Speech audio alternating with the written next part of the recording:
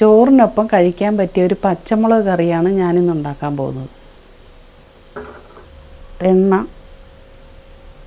കടുക്, കറിവേപ്പില, വെളുത്തുള്ളി, ഒരു 15 അല്ലി വെളുത്തുള്ളിയാണ് ഇട്ടേക്കുന്നത്. ഇത് നന്നായിട്ട് മൂത്ത് വരണം. ഒരു 25 ചെറിയ ഉള്ളി,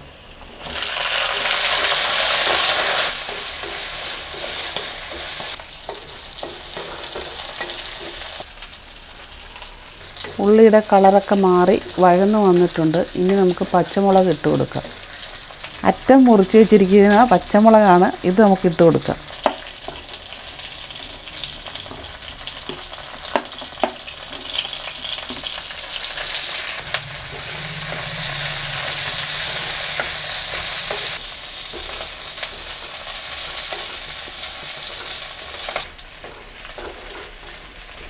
പച്ചമുളക് വാടിയിട്ടുണ്ട്. നമുക്ക് 1/2 സ്പൂൺ മഞ്ഞൾപ്പൊടി ചേർത്ത് കൊടുക്കാം.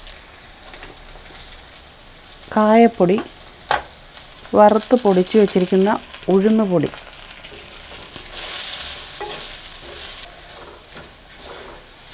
പുളിവെള്ളം ഒഴിച്ച് കൊടുക്കാം.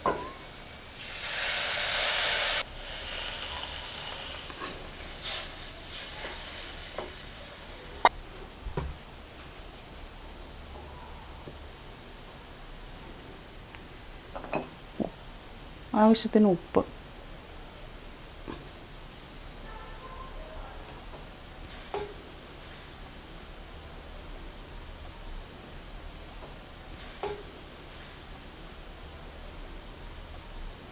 നമുക്കിതൊന്ന് അടച്ച് വെച്ച് വേവിക്കാം.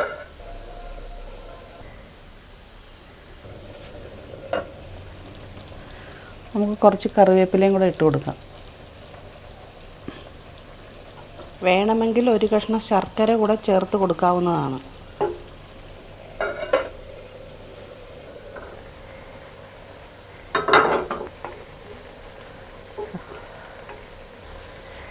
നമ്മുടെ കറിയുടെ എണ്ണയൊക്കെ തെളിഞ്ഞു വന്നിട്ടുണ്ട്.